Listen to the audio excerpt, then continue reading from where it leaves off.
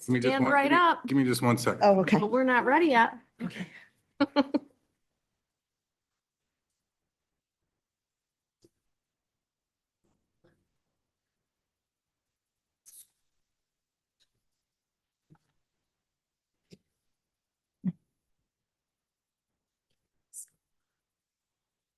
Yeah, Ours does. so, yeah, I know. Some do and some don't. I mean, Sure.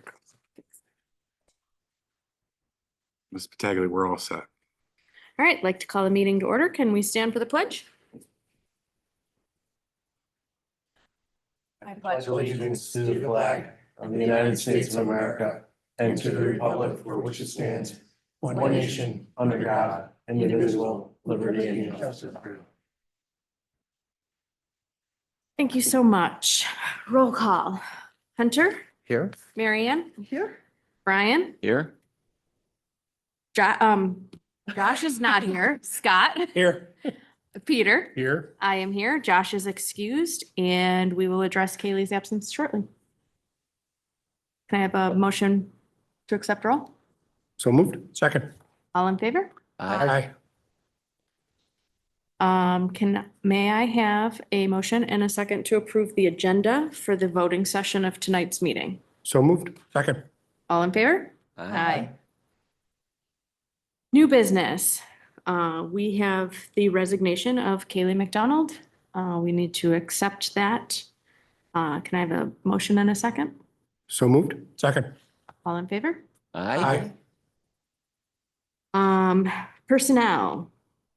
We have one appointment. Can I have a motion? So moved. Second. All in favor? Aye. Can I have a motion and a second to adjourn to the study session? So moved. Second. All in favor? Aye. Aye. Okay, we are now in the study session. Approval of the agenda. Does anybody have any questions? We'll vote on it next week. Minutes from the previous meeting? Comments, questions? Nope. Okay. Communications. We have a letter from the Amherst IDA and the capital project summary. I had a letter come in from Dave Lowry from BOCES, thanking us and commending us on our meeting last month. I forgot the letter at home, so I will bring it next week. Anybody else? Alrighty, unfinished business, we have none. Dr. Genester, you're up. Okay, thank you, Mrs. Pataglia. We are going to start tonight with our presentation on the budget and where we are. As soon as I can call it up.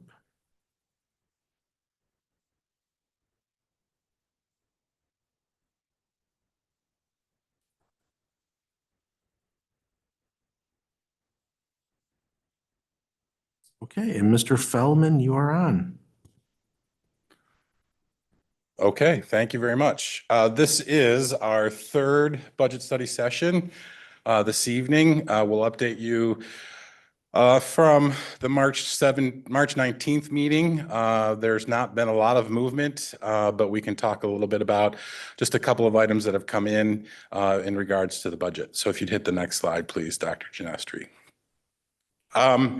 So from this standpoint, just a couple of dates that are obviously now a little bit more important. Take note that the school board candidate nominating petitions are due to the district clerk's office on April 22nd, 2024. The term of Mr. Feldman expires on June 30th, 2024. And as the board just acted on, there is a seat that's vacated by Ms. McDonald's resignation. So the top vote getter will get a 5-year term. That will be Mr. Feldman's term. And the runner-up will get the remainder of Ms. McDonald's term, which is 1 year. So tonight, we'll talk about a little bit of a budget update in terms of the discussion on the New York State budget nearing completion, and some state aid conversations. And then the board, we do a budget hearing next week, and the board does vote to adopt the budget next Tuesday when we are at the Northwest Amherst Community Center. And then the annual budget vote and school board election takes place right here, Tuesday, May 21st from 7 a.m. to 9 p.m. So just a couple of updates in terms of overall the revenue side of the budget since we last met. State aid, there's still been no movement on the budget. We are waiting on the New York State budget approval at this point in time. This is important to us as it reflects, as it concerns state aid. There are two pieces of the executive budget that could potentially affect state aid. The first is the inflation factor.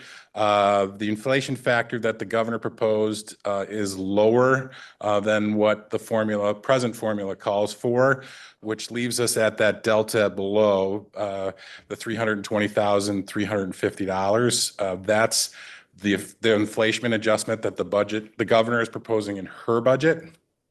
And then there's another piece that for the hold harmless school districts, which Sweet Home is not, that they're looking at kind of reestablishing that.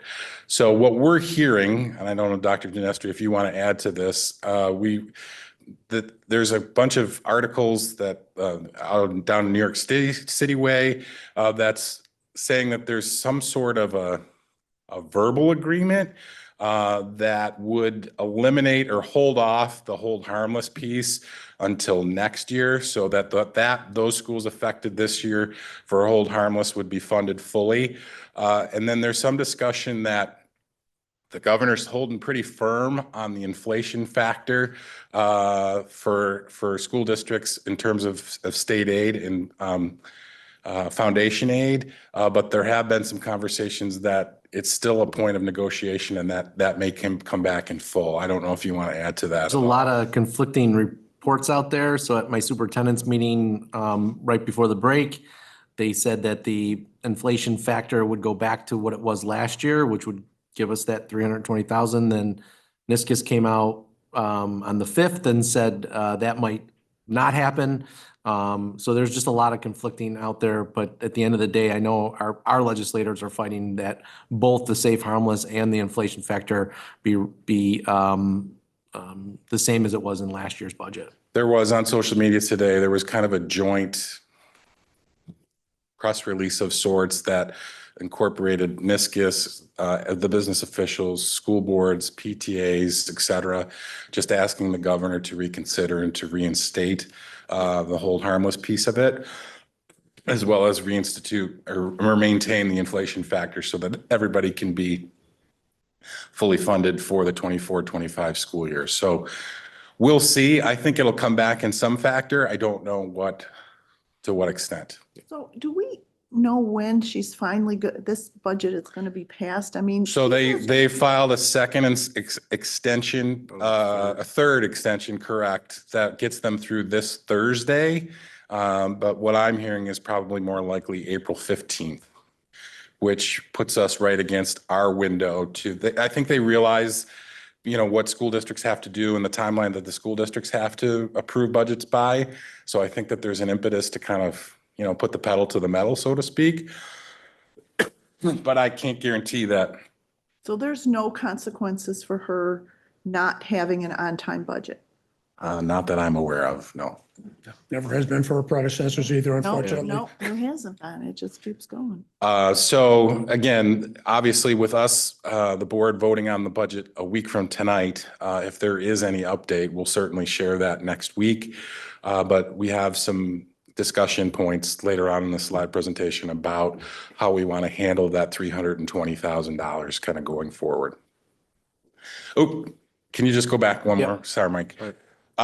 So we have filed our final tax cap. It is a 3.9% increase. We talked about that last month. Sales tax, this is new. Our third quarter payment did come in from Erie County on March 31st. It was a little over $1.4 million. We are trending towards $5.2 million in sales tax proceeds for the 23-24 school year. We have budgeted about 5 million, not about, we have budgeted $5 million for the 24-25 school year. So I'm comfortable with where we've budgeted. I think there's an opportunity perhaps to maybe increase that slightly, but we can kind of talk about strategies as we go on down the line. And then the use of reserves, obviously, to close any potential budget gaps or to lower the tax levy, which is one of the options we'll talk about to help that $320,000. So this is where we stand right now in terms of overall aid. Our aid or our revenue side, we have reduced our revenue, our levy by $61,500. Which is, I'm happy to report that the school district, has been awarded 3 vouchers for our 3 electric buses that we're purchasing through the New York State School Bus Incentive Program. So we got $20,500 per bus. So we are going to lower on the revenue side our levy by $61,500. And on the expense side, obviously, the bus purchases will go down the same. So that takes us to, if you hit the next slide, please, Mike. That takes us to kind of an overall budgetary increase for a balanced budget. Our balanced budget right now is $100,410,422. It's a budget-to-budget increase of 3.64%. To get us to a balanced budget, our local tax levy would have to be $54,588,422, which is a year-over-year increase of 2.4%. Next slide, please, Mike. So again, as I mentioned in March, this is kind of a best kind of guesstimate as to where we are. As you know, the town of Amherst is likely going out at full valuation for the next school year. So they're going from an equalization rate of 62% to 100%. And what we're doing here is we're using assessment values that the town used to estimate tax bills that were sent to residents last month. So these are taxable assessment values that the town of Amherst gave us while maintaining the assessment values that we used for the town of Tonawanda last year. So, and the same equalization rate of 24%. So if you see again, this is our best estimate. We're giving you a best estimate on $150,000 assessed value home. We're looking at a tax rate of $9.22 per thousand on the Amherst side and $39.43 on the town of Tonawanda side.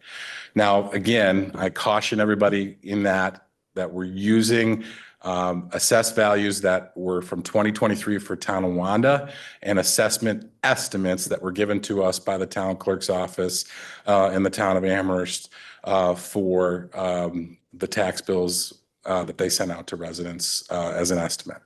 And I know we've had the discussion where maybe $150,000 home isn't what we should be.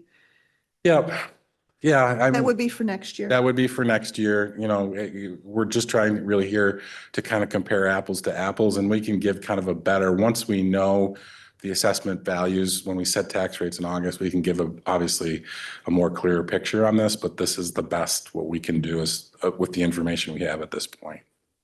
Mr. Feldman, when will the Office of Real Property Services provide the actual equalization rate numbers? That's generally done in like June. Okay. June or early July. Okay, thank you. Mm-hmm.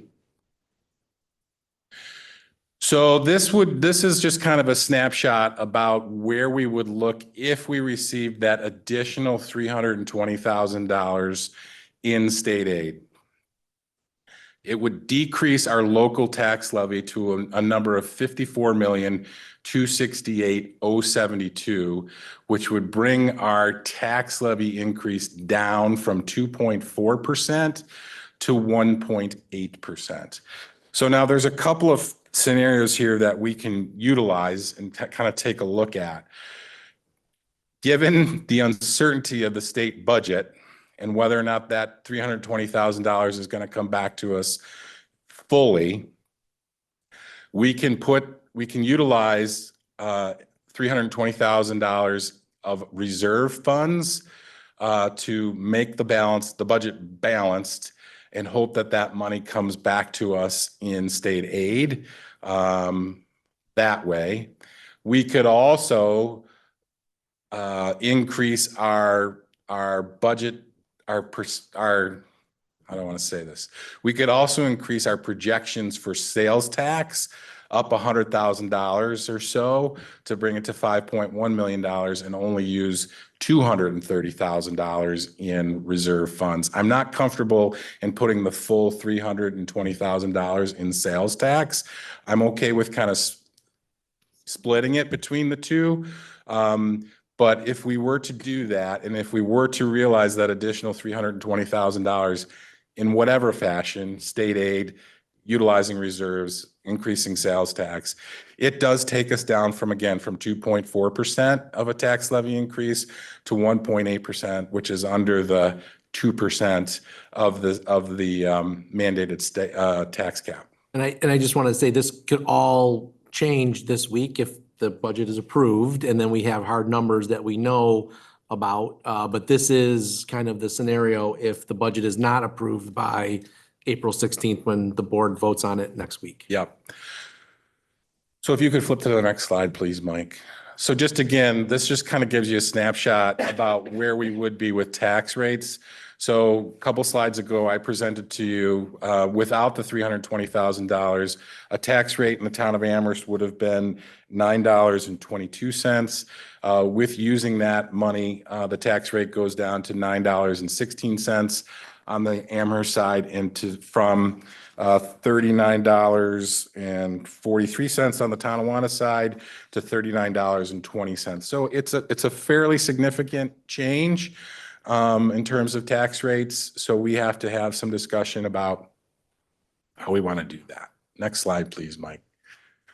So this is the last, we're in the home stretch. So this is the last thing that we have to really decide what we want to do. The last question is, does the will of the board, do we want to use $320,000 in reserves in the hopes that foundation aid, the inflation factor comes back?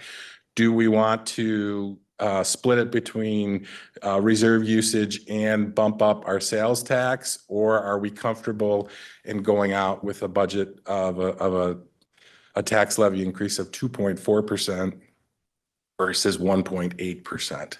So we are hearing that the budget could be done by April 15th, but it could also happen after the fact, after you guys vote on it on the 16th. Excuse me. So I don't know if anybody that's all I have in terms of an update. So I don't know if anybody has any feelings about how the board would like to proceed kind of going forward. Because what'll happen then is from this point, how we decide, there's another document that we need to file with state ed. It's called our property tax report card. It's a mandated document that we need to file that list out all of the use of our reserves as well as our tax cap levy limit for next year. So we need to make some decisions about how we want to go forward. Which reserve would we be taking this from? Well, we had it last year. We had it in the retirement system reserves. So we could certainly do that again. Because that's where our biggest expenses are, honestly, Mary Ann, where they come from. I have a couple questions. Yep. So if we elect to use the reserves and then, let's say after April 16th, we come back fully funded, we can just switch, we could just. Yeah, we just wouldn't touch the reserves. Okay. The other question is, if we elect to split between the reserve and increasing our tax revenue, like. Sales tax? Yeah, sales tax revenue. If we come back fully funded, now we're $100,000 Correct, ahead. ahead. Mhm. So we'd have to worry about, Well, it would just be a surplus more so than anything Okay. else. It would help the budget, quite honestly, Hmm. if it did come back. You know, I mean, we're moderately conservative in our approach with sales tax, but we've seen significant increases. You know, obviously as inflation has kind of done its thing, sales tax has gone up every year. Okay. My thoughts, I'm not a huge fan of dipping into the reserves, but I think this year it's well worth getting under that mystical, magical 2% number. But I like the idea of adding 100,000 into the sales tax and taking the other 220 out Okay. of the reserve. From my perspective, I don't want to see us do it again next year. I just, with all the arguments about the taxes here in Amherst for the majority of our voters, plus now Ken Moore is proposing a ridiculous one that will filter out to the people on my side of the road. Yep. Not that it, either one of them directly affects us, but it affects people's mindsets before they vote. So I would like to see us go down that road. And let's pray that. I would agree. I mean, it just, I appreciate your sentiment, Scott. We did have, if you remember correctly, when we went out tax neutral, we had a use of about a little over $1 million this year in reserve funding. And when we presented our first kind of our program maintenance / rollover budget, we kept it in there. And then we had some conversations about pulling it back. I feel comfortable about using a portion of that $320,000 from a reserve to help us kind of get under that 2%. I wasn't comfortable in using $1.1 million, but I'm comfortable in using $250,000. Understood. And when you listen to, you guys mentioned, right, but the arguments that they're having right now, I don't see us going back to full funding next year either. The way that I've even seen like some of the leaders sort of backing off a little bit on her, the inflation rate part, not the whole harmless yet for this year, but the inflation. Yeah, she's pretty, That's a- again, from what I've read, that's honestly, I believe that's one of the last sticking points, that she wants to lower that inflation rate, whereas her colleagues in the legislature wants to maintain it as to where it is now. Because right now it's based upon CPI, that the inflation figure. Her proposal is to look at it over a 10-year period and eliminate the highest and the lowest and take an aggregate from there, and which is where she got this number from. So it impacts us all. It impacts school districts more that are hold harmless or save harmless now, with which thankfully Sweet Home is not, but still $320,000 is $320,000. Right. Yeah, we're at the point where every school district's being touched somewhere rather than just the half of them that are getting creamed under some save harmless. Yes. That's what I'm hearing. There was a rumor out there that there was some sort of deal in place that they would look at foundation aid in totality Correct. next year. Correct. So if there was, to kind of put that 320,000, take it from reserves and put it in, this might be the last year we're doing that, because who knows what's going to come when the new foundation aid. Yeah, like I've heard things from, that's right. I've heard things from in my circles that they would want to Dr. Genestry's point, relook at the formula in totality, on so much so is that my association is actually looking for volunteers to sit on a panel to kind of discuss that. I've also heard that there'd be a minimal increase of 3%, which I don't know if the governor is in favor of or not. I don't think so. But I think they're really concerned about declining enrollments across the state. That is the sticking point. And thankfully here at Sweet Home, we've seen increases. So I haven't seen anything yet about adding the $1 million to actually study that both of the one house budgets. Proposal. correct. Wasn't there a proposal they were going to put in $1 million to study the foundation? That was House part of the budgets press both said release. that. That was the joint press release today that like all the groups reminded the governor that, look, we're ready to contribute $1 million to study this, to be able to kind of take a look at it and to make it more equitable across. I don't see how across $1 the million state. in a multi-billion-dollar budget is a big Well, deal to try and do the right thing, but. It's a start. It's a start more so than anything else. Yeah. So, Mr. Lible, did you have anything that you'd like to add? What's that? Do you have anything that you'd like to add in terms of? One thing I'm wondering is, you mentioned if there is a, the extra, if we take it, split it, and then the sales tax piece is actually left over, let's say, extra, it'll help the budget, Yep, potentially have a surplus. correct. Where would that surplus then be added into reserves? Yes, at the end of the year. So in August, you'll get a snapshot from me about how the budget performed. And then because we'll be closed out by then, and then I'll make a recommendation to Dr. Genestri and ultimately to you all about where we should put the money, and it would generally go into reserves, yes. But this would be the August. following August, right? Because it'd be for. Correct. It wouldn't be this coming August, it would be August of 2020. So do we have a sense, I guess, of where we Assuming- are? But that's this also year? assuming our tax revenues exceed Yeah. $5.1 million if that's. Well, right, but the budget performing in general, that would be a part of a potential surplus. Well, really, the gist of my question was just to understand that surpluses, what I'm trying to get at is, do we have a sense, we've got basically a quarter left of where our Yeah. budget is for this year? Like, are we look like we're gonna have a surplus? And would that then add to reserve, so like we have a little more wiggle room? I would anticipate that there will be some, not to the extent, again, we benefited from each of the last couple of years with an influx of federal funds that we used to kind of offset some costs in regards to that. We also, just to be mindful that we settled the teacher's contract, we budgeted for a number. The teacher's contract came in a little higher than we expected. But I do believe that the budget's performing well and that we will see some surplus, yes. And to your point, that surplus would go into reserves. And in general, just with regards to the reserves, because I think, we talk a lot about reserves.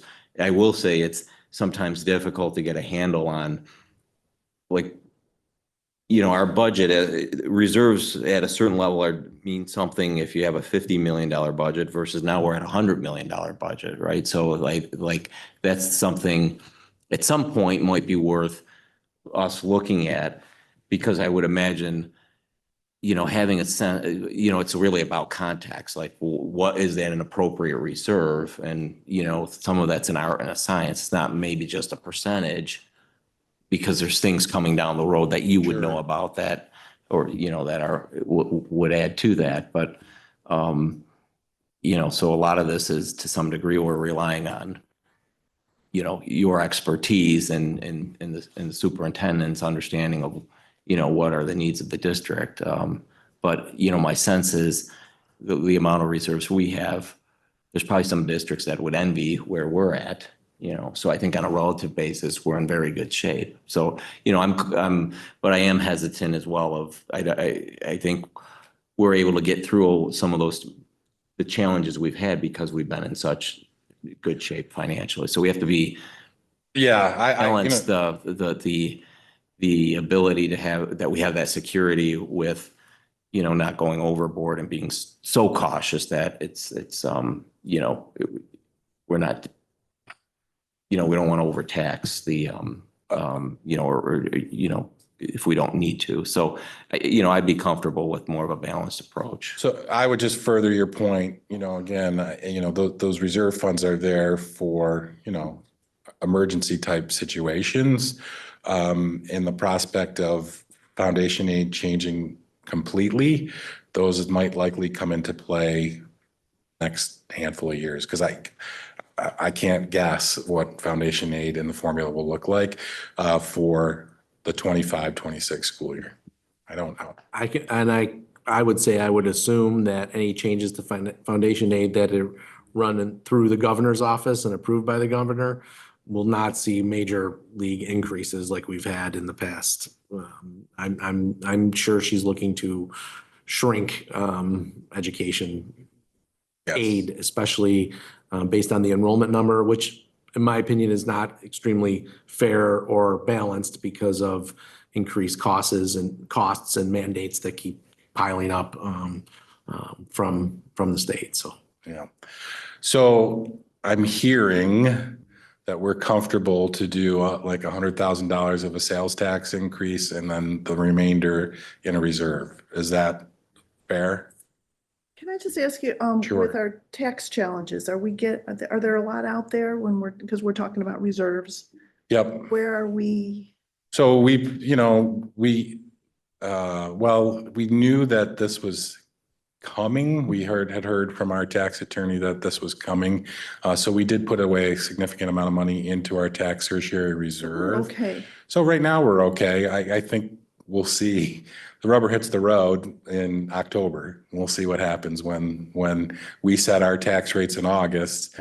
I would imagine that the town will go through a significant amount of assessment challenges. Because remember, I told you that, trying to get information from the town clerk's office, when I called the town clerk, there's an answering machine that picks up and says, if you're calling about your assessment letter, call this number. So they've hired a firm to deal with it directly, because I would imagine that they're going to see a number of assessment challenges.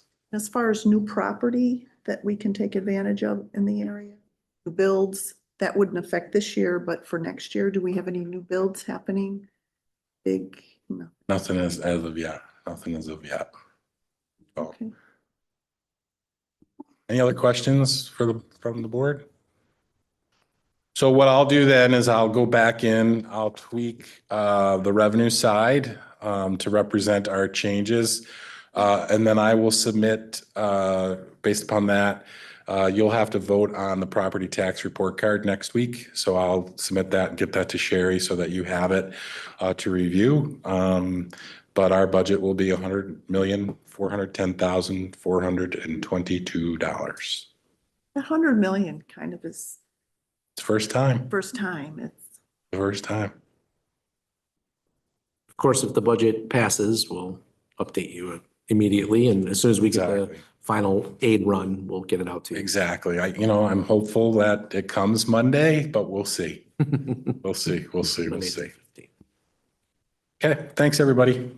Thank you. Next time.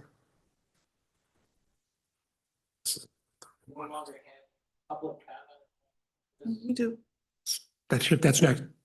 That's after the report, That's next week. next week. next week is, but he can talk during session since it's on the agenda.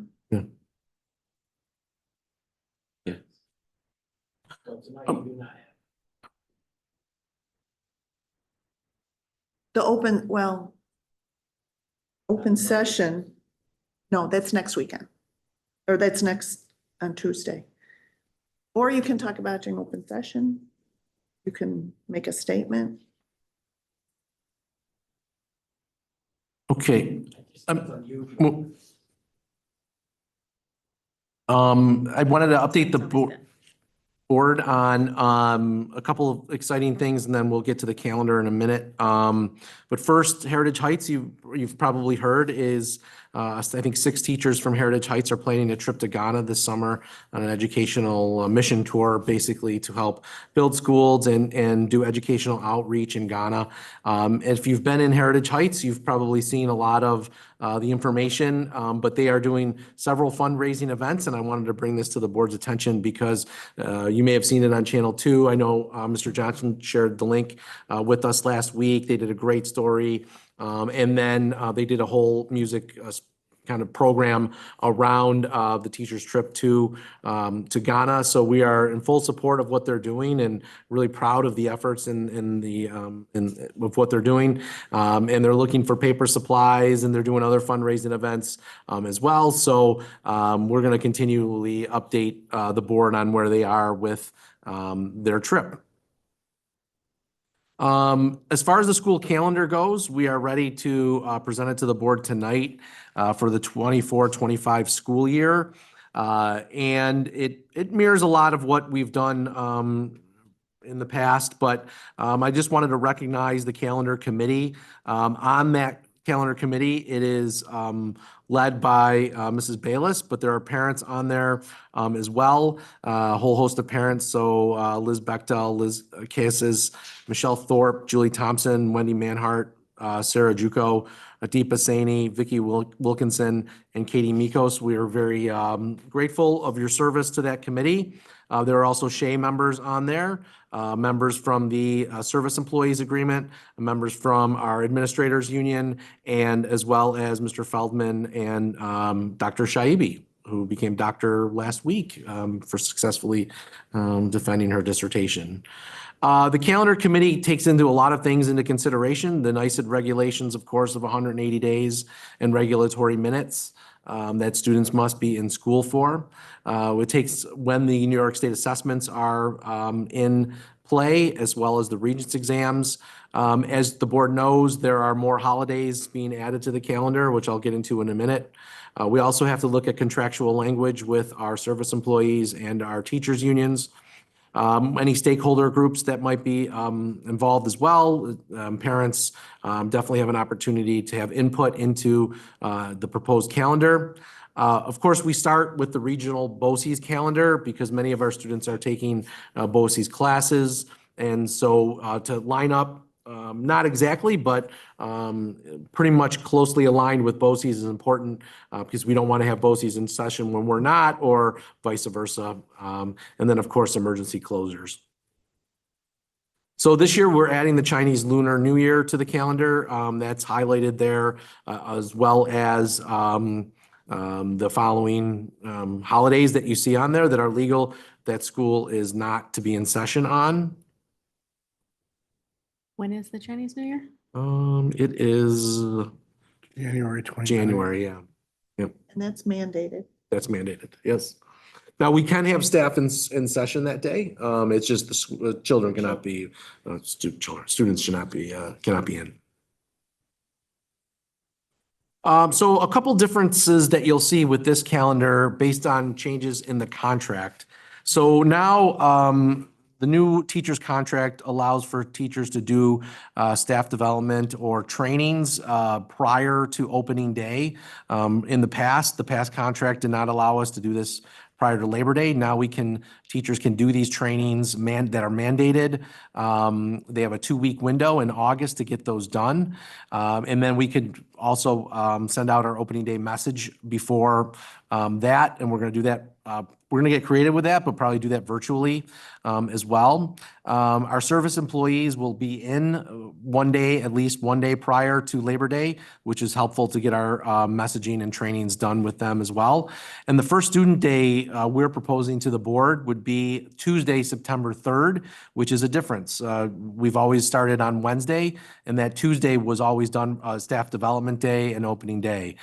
So by allowing our students to come in on that Tuesday, the day right after Labor Day, instead of on Wednesday, it actually provides a lot of flexibility in the calendar for things like the Thanksgiving recess or other areas where we have to make up days due to mandated holidays.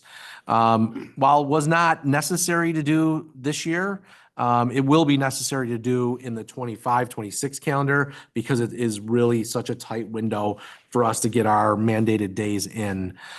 So we're excited to propose this year and to get the district moving in that direction.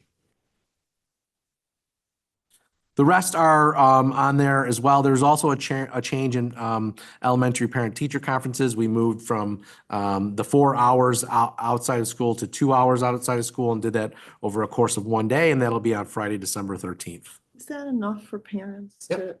Because We surveyed parents. We talked to some parents, but we also talked to the principals and the teachers, and we know we can get it done. We did the math on it as well.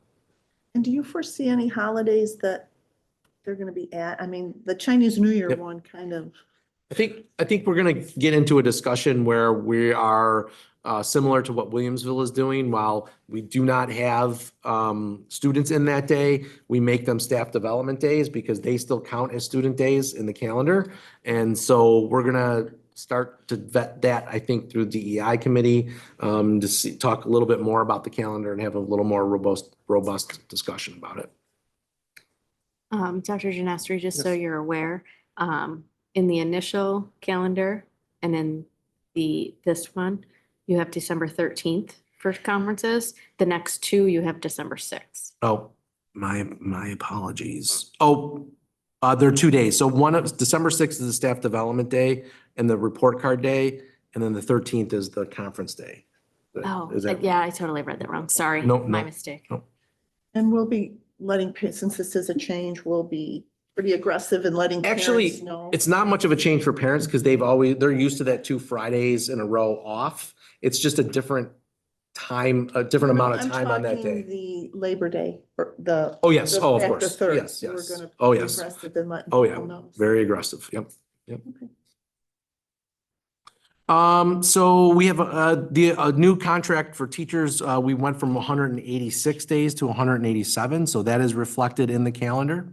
Student days per SED, we have elementary 184 and secondary 187, and our superintendent conference days are listed as below. And there is a look, that's the Erie One calendar next to the draft of the Sweet Home calendar in there. So, we're excited about the changes. It actually gives us more seat time with students this year, which was our goal in negotiating with the contract with the teachers. And then in 25-26 school year, we'll have more minutes as well. So good. And there's no conflict with Erie One, all the days There might match be, up, there might be or one they're- or two that don't match up precisely, but as far as the breaks go, they match up. Match up, okay, good. Do you have any questions on the calendar? No, I know a lot of work goes into this, so please thank the people that are involved, because this is a hardy task that they. You think it'd be easy to put this together. It's not. There's a lot of things that go into it. I've appreciated my time on the Erie One BOCES executive committee to work on calendaring. And then Joanne and Don kind of take it from there and from the Sweet Home perspective. So I'll really appreciate their work on this. Okay, and then just a couple other announcements. The April 16th Board of Ed voting meeting is going to be at the Northwest Amherst Community Center. So we are excited to take the show on the road next week and do some community outreach at the community center. There is a lot going on there, and I know the people over there are excited. The advisory board is going to be there. We're going to have a kind of I'm not going to say a joint session, but they will be there to talk to the board about what they have going on as far as programming goes. With the help of Ms. Slagle, we're sending out postcards. That postcard that you see on the screen is the postcard we'll be sending out to people in our north sections and west sections of the district to hopefully get some audience members there and do community outreach. So next week, at this time, we'll be at the Northwest Amherst Community Center. I want to thank Heidi Lefebvre for all the work that she's doing to prepare for the board visit. We had a building use committee recap on March 20th. We went through the different scenarios. We haven't scheduled our next one yet because we're working with Young and Wright and Capital Construction on the parameters of our next building project. So that's where that sits right now. And as soon as they have their information, they have all the information they need. They're putting together the numbers now. As soon as we have the numbers, we'll be able to schedule our next building use committee. And we were gonna, Mr. Feldman and I talked today about inviting campus and Young and Wright to a building use committee meeting to kind of go over what we can do as far as our next major capital project. But everything is on time right now. We're in the timeline that we proposed to you back at the beginning of the school year. And now we're working on the numbers, and we'll have all on time for late 2025 vote by our community. And congratulations to board member Scott Johnson, who was won the ECASB Wayne Schlifke Lifetime Achievement Award winner. I mean, it goes without saying how much time Scott spends with ECASB and all of the school board associations and all the meetings he attends. We are very lucky. I'll speak on behalf of district office to get the information that Scott gets us, and then his lobbying efforts and all the changes and all the good things that have come because of lobbying to Sweet Home and all districts throughout New York State. So June 6th, we'll all be going out to dinner and celebrating Scott and his achievement, and can't wait to do it, and can't thank Scott enough from district office We couldn't do the work we do without all your efforts. So thank you. Thanks, I appreciate it. I was good fortune to know Wayne before he passed, and Yeah, I he feel was very something. honored to be Yeah. awarded his name. Yeah. Does Great. come with a cash prize. It goes to the. Sorry, Scott. It comes with a dinner, so that's good. So, The award goes to the next longest standing board member. So sorry. But That's what Wayne you were was, looking you know, for, you're right? coming into some tough footsteps there because Wayne, knowing him, this is a real honor, Scott, Yeah. because he really set a precedent. So for you to, it says a lot about you. Thank you. and it's a great honor for Sweet Home too, like, 'cause- Absolutely. so, and the recognition of the district as well. So, and then that night we'll also be awarded for our efforts with Northwest Amherst Community Center. So it's going to be a big Sweet Home night on June 6th. Can't wait. It's going to be great. So. And then I just wanted to say too, on behalf of district office, before we ended tonight, to thank Kaylee McDonald for her service. I know she's been a big partner of us at district office. And I know sometimes life happens, but we thank her for her service and her time and her advocacy for the students of Sweet Home. Her, heart was always in the right place and always what was best for kids. So just want to say on behalf of all of us at district office, wanted to thank her for her service to Sweet Home and wish her best as she pursues her education and career and moves on. So. And that's one thing we can always say about Kaylee is she had Sweet Home students and staff at the forefront of every decision she made. She made it what's best for kids, what's best for staff, and the combination of the two. So Yeah. I wish her, I think we all do the best as she pursues her education, but she'll be greatly missed.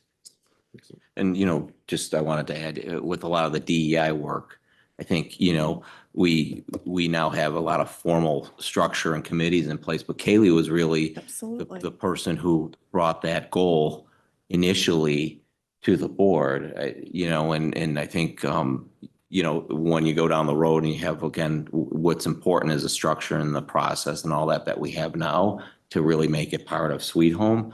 And there's a lot of work that goes into that, but, the genesis of that in many ways was that goal and that Kaylee really advocated for. And I know she was the one who had, said, really pushed for that. And that was like 4 or 5 years ago, so. I think we need to remind Kaylee that although she's not on the board, she can certainly attend meetings and Yes, part of yes, the committees and absolutely. Keep whatever. working on DEI. and- Yeah. There you go. So on behalf of Kaylee, I did speak with her prior to her submitting her information to us. She was very much reminded to not give up on us and to continue serving us in some capacity. She did ask me to read a little bit of her note here. She says, "My time on the school board was one of the most rewarding experiences of my life. As a lifelong student of Sweet Home, I can proudly say this district and community has continued to offer me poignant lessons long after I've received my diploma.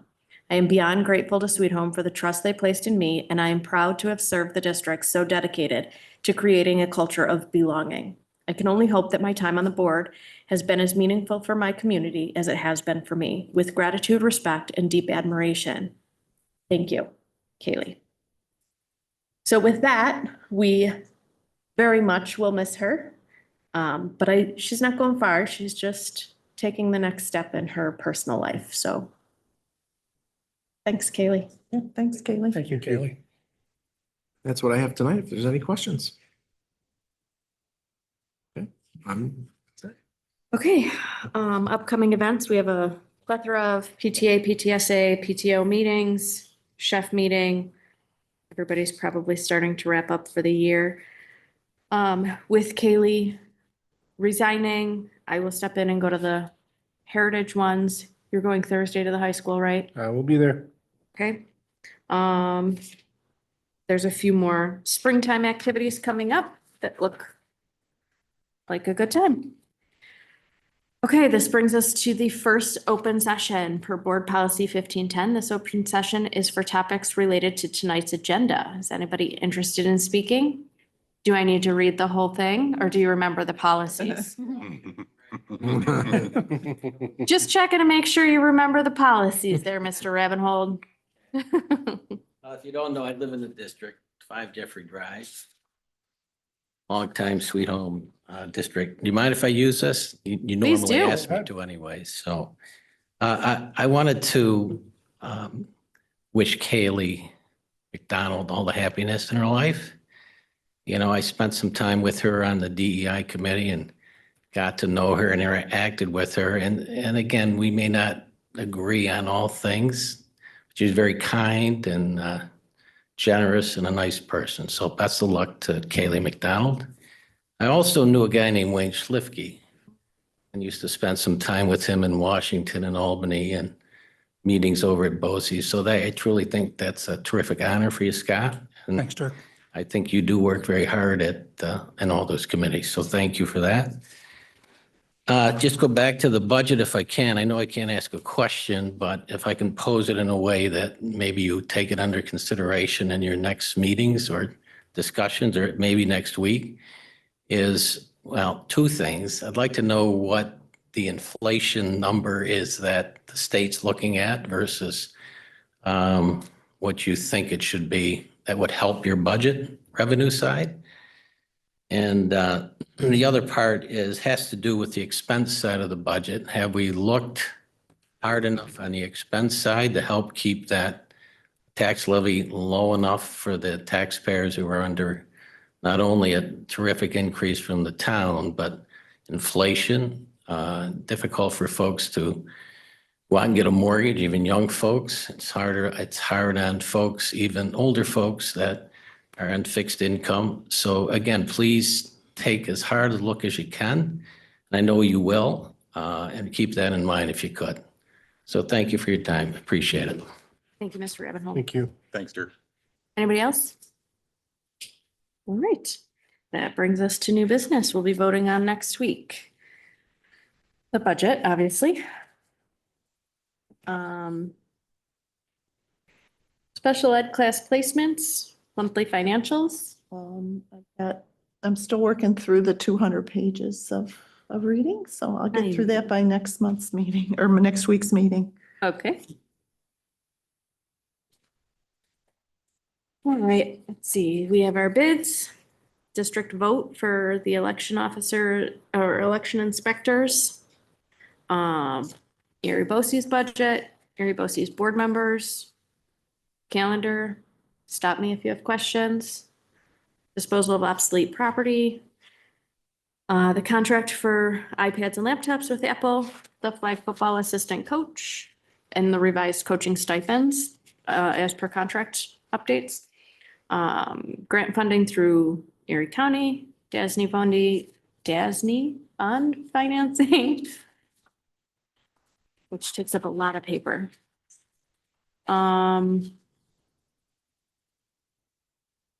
A few other contracts, the AMSWeb Plus, the Universal Screener, and the contract for the copiers. Any questions? I just wanted to say, if you don't mind, to thank legislator Jean Vinell for her work with the district. We met her over the summer. She's a big proponent of everything we do here. And I know Dr. Wilson has spent a lot of time with her to secure some funds, and all funds help. And so appreciate the board's willingness to establish a partnership with her in order to have these opportunities moving forward. We're starting to get some paperwork coming in now. We'll have more details throughout the week, but just want to say, and I'll thank her again next week. She's been a big advocate of Sweet Home and just loves what we're doing here. So I don't know if Dr. Wilson, if you want to add anything to that. Covered it. Okay. Does anybody have any Maybe she questions? could come to a board meeting. I Yes. don't know that I've met her yet. Yeah, yeah. So we I can- would like to. Yeah, meet that'd be her. great. I mean, next week we're gonna be at the, We'll get her. We'll Okay. we'll invite her for sure. okay, any questions on new business that we'll be voting on next week? No? All right, informational items. Hunter, would you like to start? Sure. Student government tomorrow is visiting the Northwest Amherst Community Center around 10 a.m. We're going to be learning more about the center and what it does for our community. Mrs. LeBrake and Chef have invited us there to talk more about a new program that they're launching and hoping to do pop-up stands at the community center for. The program is a professional clothes closet for students who may need clothing or any other type of accessories for job interviews, banquets, funerals, any other type of formal event. Program is housed out of the high school currently. They're looking to do pop-ups at the community center every 2 or 3 months, I believe she said. But that is the reason of our trip tomorrow. And then the only other thing I have is, our spring fling dance that we hosted the week before break went wonderfully. Few last minute issues with decorations, mainly our balloons. We resolved those pretty quickly though. Want to thank our student and staff volunteers. And, we hope that all those who attended had a great time, made memories with the friends they wanted to make. And special thanks to all of our volunteers and chaperones who were there to make the night possible and extra special for our students. That is all. Great, Ms. Jason? I don't have anything I wanted that I attended, but I would like to just make mention when we talk about the budget, the vote for the community, they are also voting on a resolution, Mr. Feldman? They are. Which resolution is, I just don't want to lose sight of Oh, that. that's fine. It will, yeah. So they're voting on the budget, the $100 million, $410,422 budget. They're voting on now 2 board seats. As I mentioned, the top vote getter will get the 5-year term that expires for Mr. Feldman. And then the second place finisher, the runner-up, will be awarded the 1 year remaining on Ms. McDonald's seat after she's resigned today.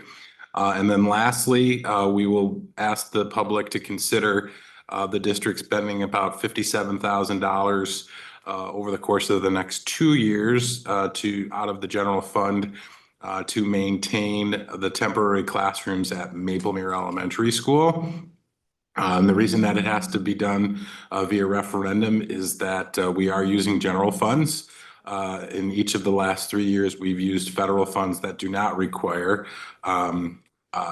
public input on, but because those federal funds are now expiring, we need to move that expense into the general fund and we need to get public approval for it. And buses? The buses are part of the overall budget. We're purchasing 4 large buses and 2 small buses. Thank you. You're welcome. Yep. Mr. Leibel? I do not have anything, except that I'll be going to the PTO meeting for Willow Ridge on Thursday, so I'll report on that next week. Okay, Mr. Johnson?